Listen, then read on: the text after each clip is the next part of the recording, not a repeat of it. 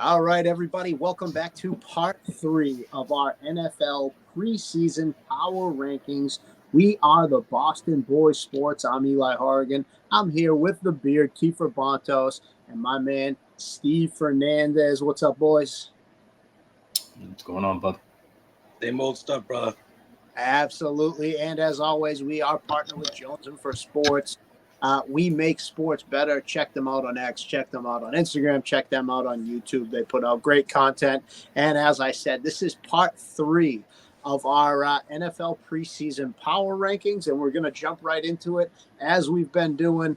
Kiefer, we are on team number 11. Who do you have for your power rankings NFL preseason edition, number 11? I got the Miami Dolphins.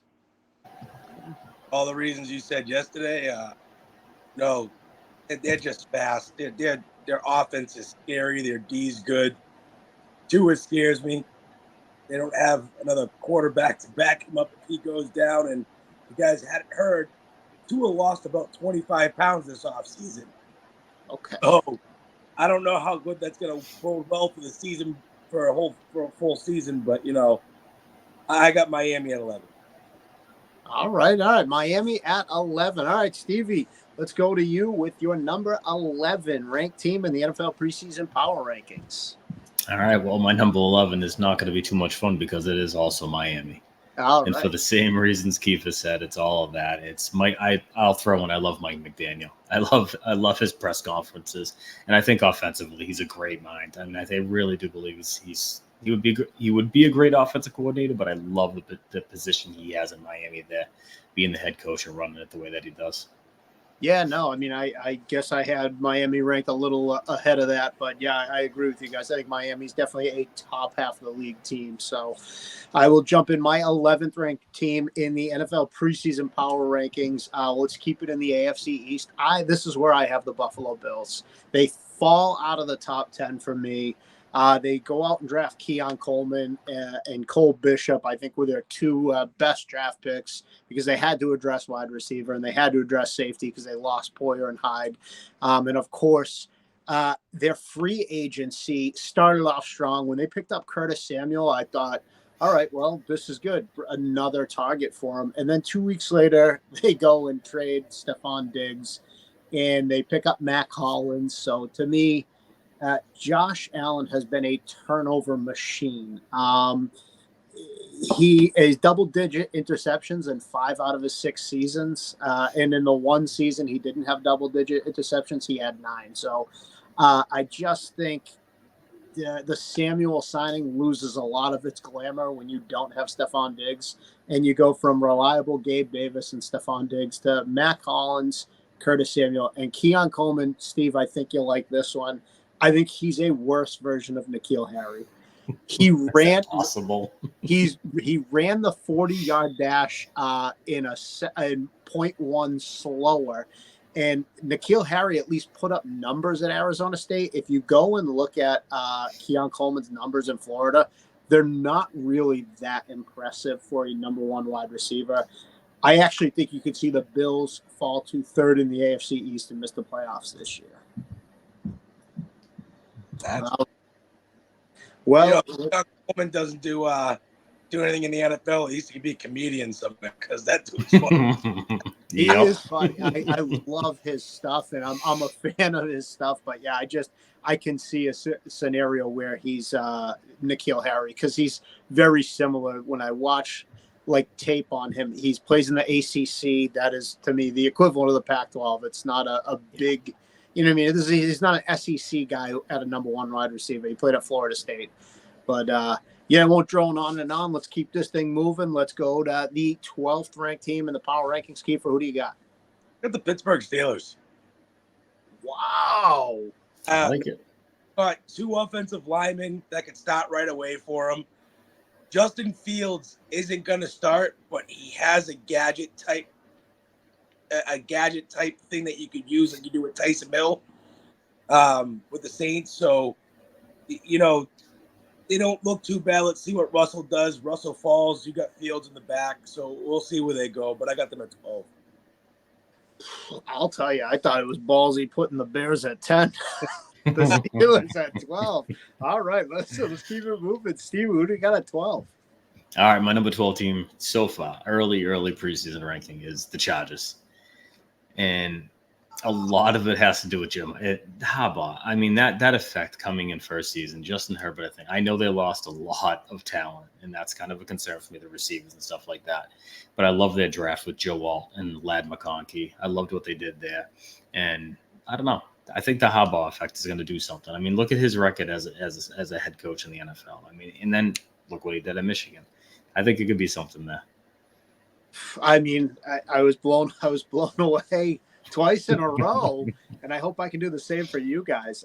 This is kind of where it's getting fun because now it's all our own personal take. You know who the best are, because at 12 I have the Atlanta Falcons, and they made the jump for me for a few years. Everyone who's a football fan have watched the Falcons assemble offensive talent minus the quarterback. I mean, Bijan Robinson, Kyle Pitts, Drake London, but they didn't have the quarterback to be the contender. They draft Penix, which I love, to put behind Cousins, who's the veteran.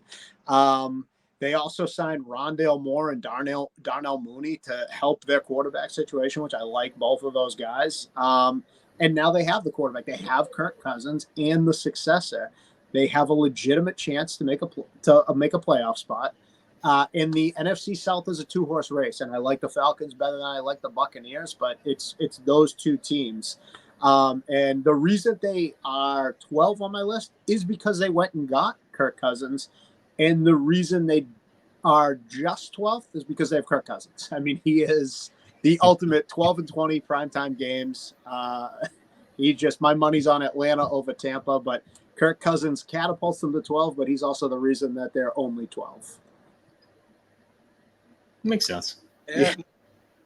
All right. Well, keeping it moving along, we are now at the number 13th ranked preseason power rankings.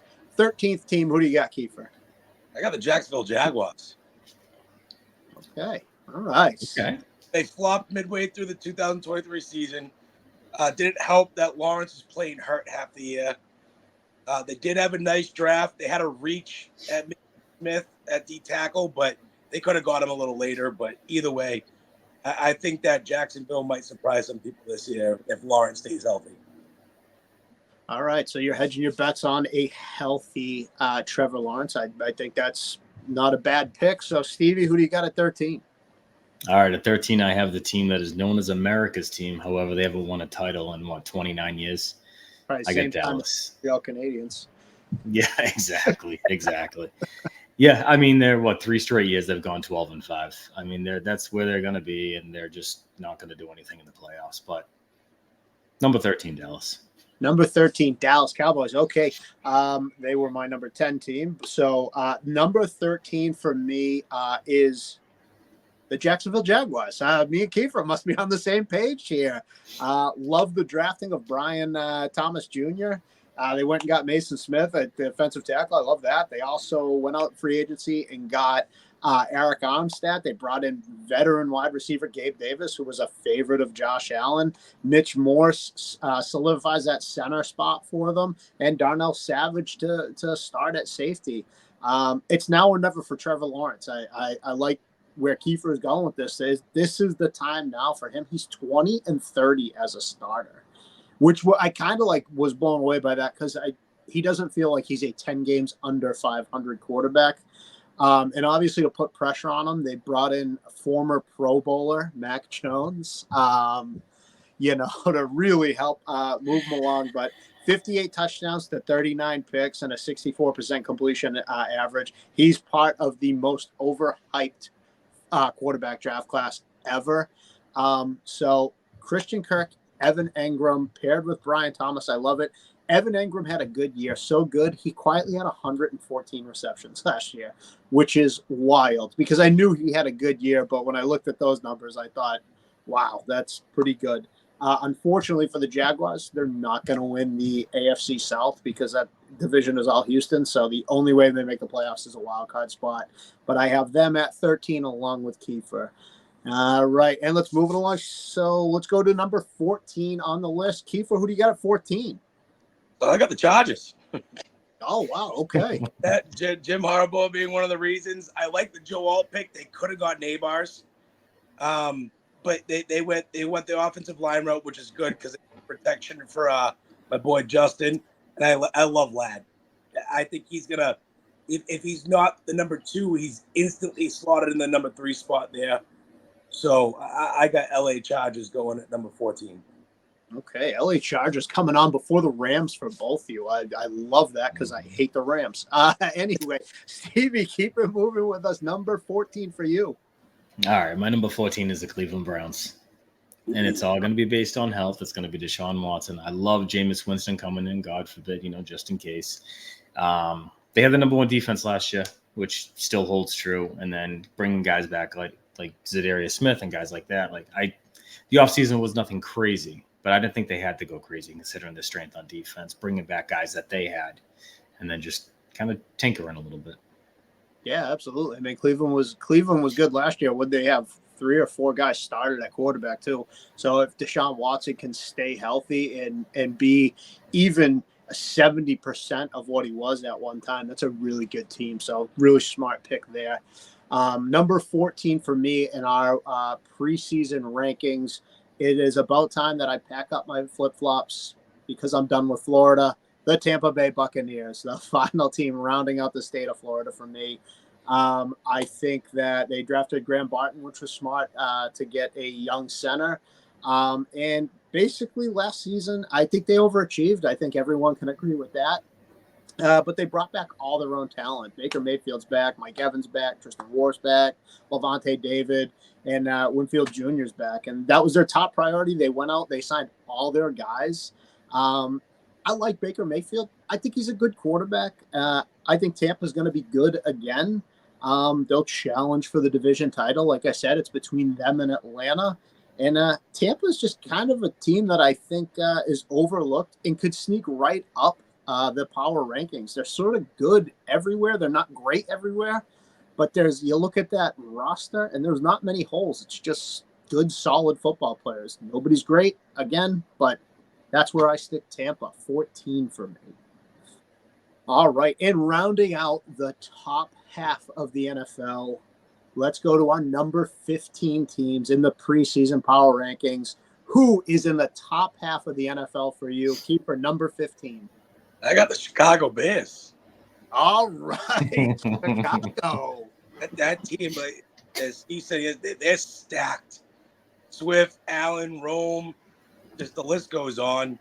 Let's see what Sir Williams can do over here. But as you guys said, I was giving him the benefit of the doubt, but he is a head case, so we'll see what happens. But I think that they did everything right this offseason, and they're all in, and they could only go up from here. So Chicago Bears at 15. All right, Chicago Bears to round out your top half of the league. Love the pick. Stevie, number 15, round out the top half of the NFL for you.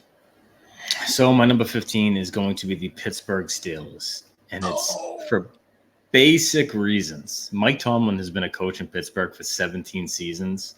He has never had a record under 500. So that, for me, puts you right in the middle of the league, and I think that's where they'll end up. I like the Russ thing. I don't think Russ is as bad as he was 2 years ago. He had a really good season last year if you look at the numbers. I think he's still kind of that. He can't get around like he used to, but that's fine. And I think a 9-8 record is something you're going to see, and that's middle of the pack. So 15 is a good spot. Okay, 15 for Pittsburgh. I don't disagree with you. I think Russ is still a good quarterback. I think Russ is an egomaniac, and I don't think anyone will disagree. But if there's anyone who can get good football out of him, I do think it's Mike Tomlin. The guy's probably at this point a top 2 or 3 coach in the league, and all time he's probably in the top 10. I mean, I would have to sit down and make a list, but he has been a solid coach for years and years and years.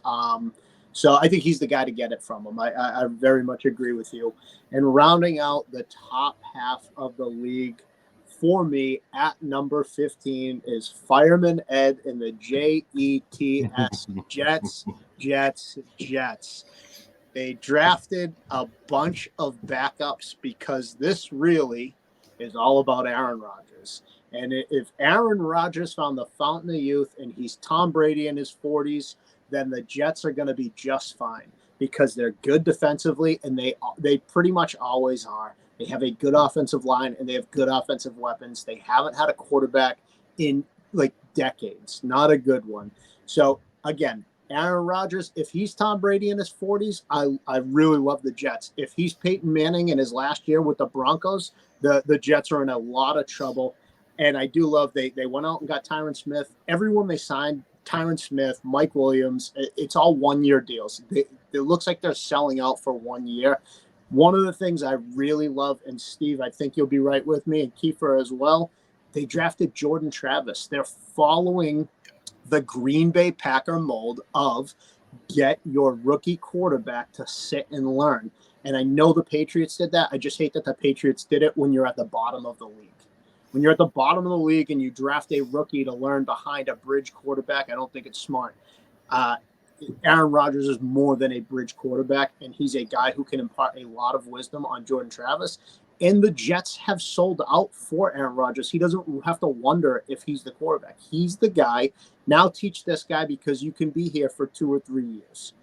So that's why the Jets make the top half of the league for me, and they very much could get higher on this list depending on how good he's going to look. Yeah, not a bad deck. All right. Well, that will do it for part 3. Keep hanging in there because we are going to come back and we're going to do 16 through 20. Then we'll do 21 through 25 and then on down the list.